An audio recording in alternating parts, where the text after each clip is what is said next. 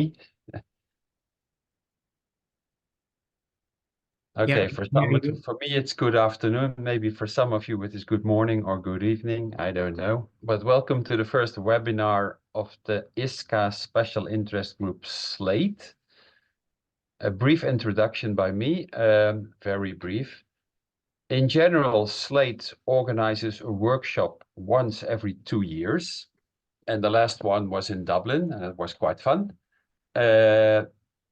However, already for some time, we have been talking about organizing something extra because especially for the beginning, young researchers, once every 2 years is not a lot. And that's why we decided to start with this webinar. Hopefully it will become a series of webinars. So if you have questions, comments, or if you want to give a presentation, or somebody who wants to give a presentation, or you have suggestions for other things we could organize, contact one of us, of the organizers. You can find it on the LinkedIn or here. I think that's all. So now we will first have a presentation by Shammur of 20-25 minutes, and at the end there is question answering. You can ask her questions. So I'm happy to give the floor now to Shammur. Thank you everyone for joining, and thank you, Helmer. So before we get started, Shammur, sorry to interrupt you. Before we get started, I just want to tell people that we are recording this meeting and it will eventually be up on YouTube. So if you don't want your face or your video to be recorded, you can block your video right now. And then the question and answer session will not be recorded. So you can turn your video back on then if you want to. That's it. Go ahead, Shammur. Okay, great. Hi, welcome again to the talk. And the main topic of today's talk is how can we move towards L1-aware multilingual mispronunciation detection modeling. So I'm Shammur. I have been working on this field for past almost 1.5 years. And during this, I tried to explore different things, different architectures and data set that we have in this domain. And of course, as we all know, we have seen that the data is a big issue in this case. So when I'm talking about multilingual L1 awareness, these challenges, of course, pop out in our mind first. So let's see what we can do in this and how we can solve it.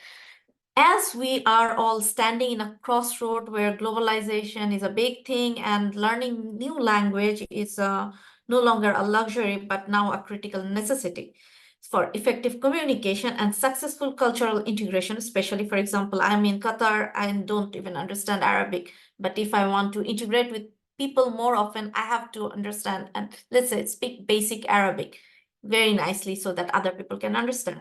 So for this type of effective communication, pronunciation is actually a very key component, right?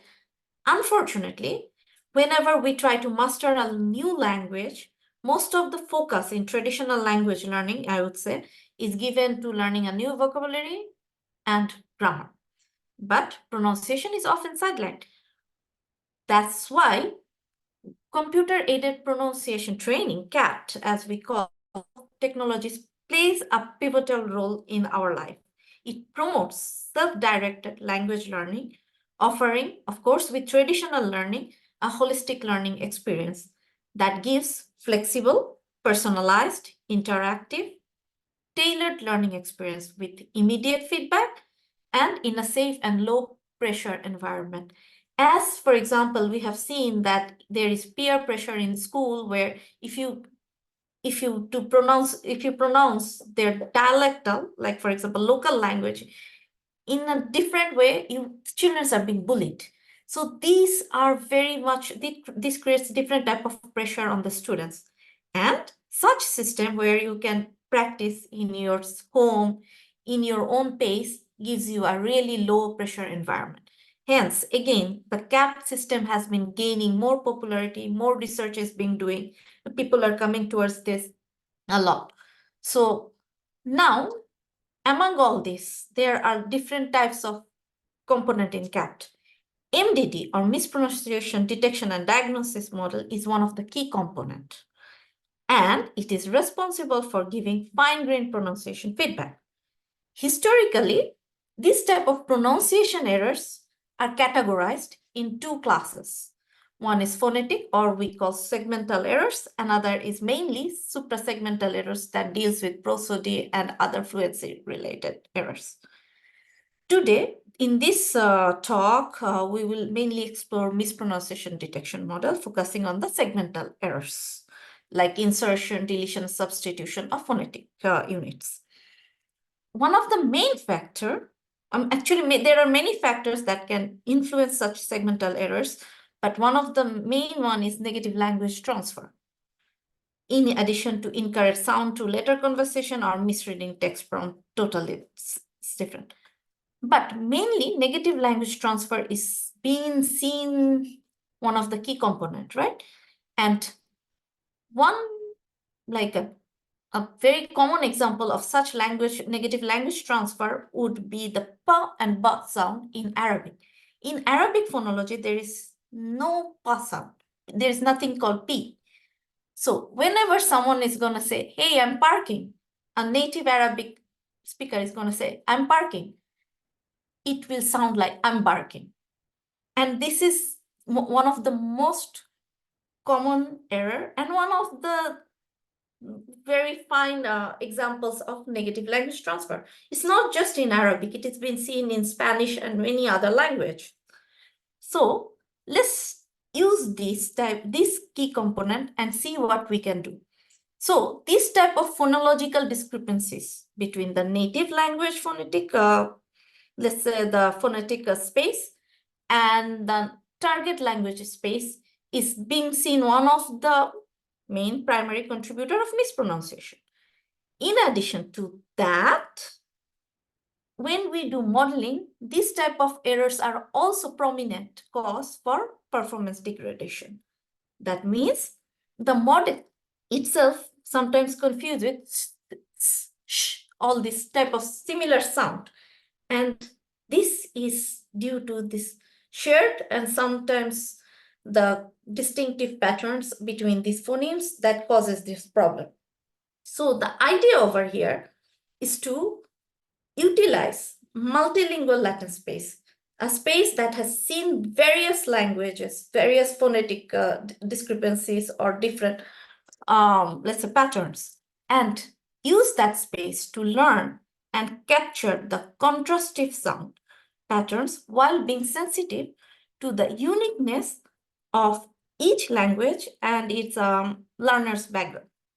So this is the main objective of our whole study.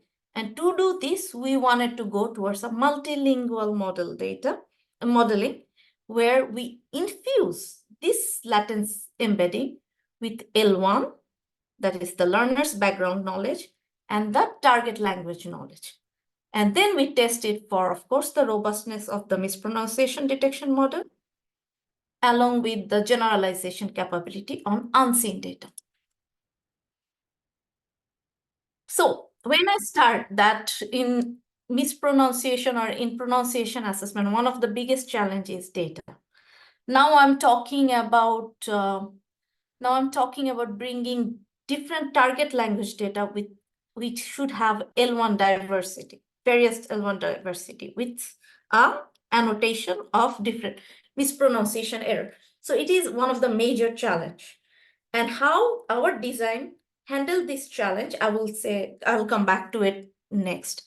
But initially what we did is we picked 5 data sets to do this experiment. So among them, 3 data sets we used as a part of multilingual model, and 2 data sets we use as a test set for generalization capability.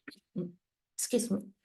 So what we did is we explored Arabic, English, and Mandarin as a target language by merging these 3 well-known datasets.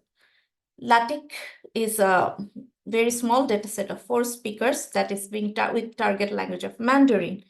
L2-aware, the most widely used dataset in our field, has a target language of English with 5 L1 from 5 L1 background speakers for 24 speakers. And Aravoice 2, which is, I think, currently not publicly available, but soon to be, has 11 diverse L1 background with target language Arabic. So using this, we trained our multilingual model. And for unseen test set, we used English as a target language with L1 of Mandarin and Argentinian Spanish. Now, once we finalize this training data, what we did, we construct a unified phoneme set that combines all the phoneme that is present in the canonical and the verbatim sequence of these three target languages. I can go over more details later on the phoneme set design. So this is overall architecture that we have. And here we have actually two main components in the network. One is the primary model, that is the mispronunciation detection model, that adopts phoneme recognition as the main objective. Second, we have an auxiliary model that is responsible for capturing speaker invariant L1 and L2 information from the raw speech signals and supply this information to our primary network. In this way, we are infusing the L1 and L2 information in our MD system. So let's look a little bit deeper in the primary network. Given a raw input signal and the canonical phoneme sequence, the network first aligns this reference phoneme sequence with the input audio based on some attention mechanism. Once it is aligned, it is concatenated with the residual contextual embedding that we got from our SSL model, which is our speech encoder. And this is trained based on the transformer models with frozen feature extractor, that is the CNN layers. So we concatenate these embeddings and then pass it to the projection layer and train the model with CTC loss for phoneme recognition. So this is our primary architecture, right? Here, as a SSL model, we use wave-to-wake large.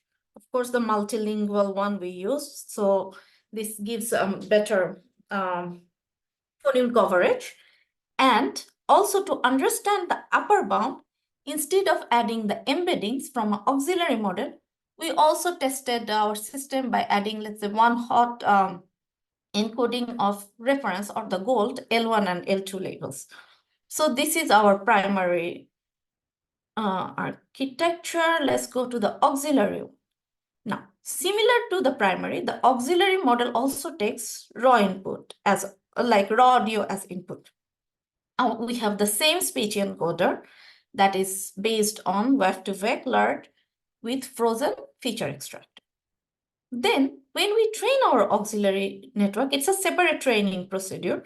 So when we train it, we freeze the feature extractor, we take the embeddings, pass it through the projection, and train it by jointly learning two laws. One cross entropy loss for L1 language identification, another is L2 language identification. And then when this is trained, we use this embedding as an input to the primary models. Now, usually our preferred learning strategy was we have a frozen auxiliary model that gives embedding or information to the primary model, and we train the primary. However, just to see if we jointly train these two models, what will be the effect, we also did this setup and compared our results with it. So next. So for now I'll be starting showing the results and the baselines, what we get and what our takeaways. So over here, I will be presenting results in terms of phoneme error rate, as our primary objective is to do phoneme recognition. Phoneme error rate is the most widely accepted measure. In addition, we have false rejection rate, so that it measures the model's ability to distinguish between the close phoneme among the different languages in our multilingual setup. So these two would be our primary evaluation measure from now on, like for this talk. So for baseline, to compare, like we are saying, oh, if L1-aware or L1-L2-aware multilingual model is good, we have to compare with something. So our baseline models, for baseline, we train 3 individual monolingual models. L2 Arctic, LaTeX, and Arab voice data. Based on that, the target languages. And also, to compare it with, we compare it with its multilingual counterpart of the models trained jointly for these 3 tasks without any L1, L2 information. So same architecture, no embedding is being passed on.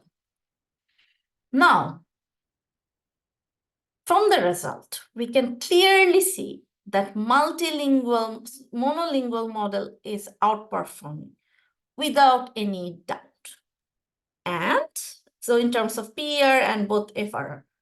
And when we dig deeper and see what is the problem, like the confusion matrix, we see the multilingual model is struggling to distinguish between the close pairs. But does this scenario change if we give any extra information with the multilingual? For example, the simplest is to give the target language, right? Now let's see. Okay, stuck. Okay. Now let's see that this is our result when we have simple multilingual model, and this is our result when we add just an information of what is our target language. Just by adding this, the results significantly change compared to multilingual and monolingual individually. So we see that with only information in the target language, multilingual model shows its effectiveness. And the most effectiveness is shown in the smallest data, which is LaTeX. If you see the performance change, it's drastic. So now let's see what happens if we not just only add L2, but L1 and L2. That means we are adding what is the speaker's nativity and what is the target language. Absolutely, from the result, we can see that the adding of L1 and L2 information outperforms the just simple multilingual with L2 data. But if we observe this result, where instead of L2, we just add L1 information, that is the speaker's background information, the performance is not that significantly different. That means the impact of L1 is much higher than L2 individually. This shows the importance of L1 awareness in this multilingual model. But at this moment, everything is one hot vector, right? We know what is L1, we know what is L2. Like there is no added noise through the network, no added noise from the embedding space. So what happens if we use embeddings from the auxiliary model instead of these goal labels? Does the performance change if this pattern continues? So to see that, let's do this comparison. So let's assume this is our upper bound, because when we give one hot vector, we know this is the reference. So this is our upper bound. And this is the embedding that we get from the multilingual model when we give some embedding information, L1 and L2 aware embedding information from a frozen auxiliary network, right? So when we do this, the performance difference is not that much. Even though, yes, the performance degrade with the added noise of the auxiliary model, but still this performance is much higher than the monolingual and multilingual L2 counterpart. So this shows that even though the auxiliary model can add some noise, it is suitable for covering diverse L1 background and giving its information to help the MDD models. One good thing over here is the auxiliary, just to recall, the auxiliary model is trained with L1 and L2 language identification tasks, independent of MDD. So this model can be trained separately using dataset that we can find in online or from other let's say domain like speech, non-native speech recognition models or some language identification models. So we are not constrained by having annotation for MDD in this network. Though over here, the results I'm showing is using the same resources with this primary network. However, we notice that with improvement of the auxiliary network, the performance improvement also increases. So, but I will discuss that maybe in the discussion section, we can talk about it. So, as I said, we have two learning strategy, right? One is we have a pre-trained auxiliary model that gives information to the primary. Another one is we have this network that trains in a multitask setup. We have a phoneme recognizer. We have two language identification tasks. Train it jointly. Does it help? Mostly, as I was saying, that the more we improve, like the pre-trained model, the result improve. And this shows this pre-trained, like frozen auxiliary network shows much more effectiveness than jointly training. However, yes, there are some exploration over here based on like the parameters, number of epochs, everything. There are some things we should play around with to conclude that this joint modeling is not helping. But still, at the same constraint setup, we see the pre-trained models help more than the joint training. So now, let's check the generalization capability. So I have been talking about that, oh yeah, L1-aware, L2-aware multilingual model works. Okay, it works for the seen data. Does it work for unseen data? To see this, we repeated this experiment in the test case for SpeechOcean and the IPADIM dataset. So as I was saying, both in this case, the target language is only English. So we took the monolingual model trained with the L2 Arctic as one of the reference. And we noticed that the performance of the monolingual model compared to our, let's say, multilingual with one hot L1, L2 or multilingual with the auxiliary embedding varies drastically. Our model, the two proposed model with the L1 and L2 information are much capable of predicting the errors in pronunciation with respect to the monolingual model. So if you see, it's like on a lot of like 10% of drop in phoneme error rate, which is significantly good. And we also have some upper bounds, which is very high because this model is being trained by joint in a multitask setup with jointly with pronunciation assessments, all the like prosody, accuracy, fluency, everything. However, even then, the difference is 10%. So there is some potential of generalization when we use an outside auxiliary network to help this information. Anyway, so just some takeaway. We have seen that this simple multilingual model with L1 and L2 awareness outperform monolingual model. And this is very important in a sense because especially in case of languages or the target languages where the data we have is very small, like 5 speakers, 6 speakers. So it's not enough to train, but if we use other languages and available annotation, it gives that boost to the model and helps the model to utilize those latent space to improve its performance. In addition, we have also observed that how infusing L1 and L2 knowledge helps to the model decision to become more precise, especially reducing the confusion and the false rejection. And third, but not the least, the model seems more robust and shows the potential for better generalization capability. And I would over here conclude in each view. Thank you.